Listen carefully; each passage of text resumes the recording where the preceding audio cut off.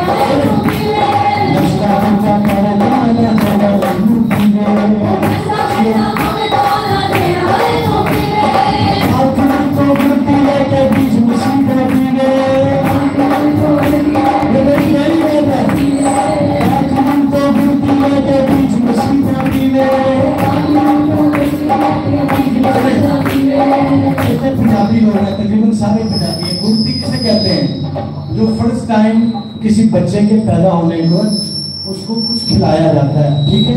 और खुदावंद का रूह कह रहा है कि जो रूह में मसीह में बन जाते हैं उन्हें पाखरू बढ़ती रहता है आसमान की। आमीन। आओ पाखरू तो बढ़ती रहती है।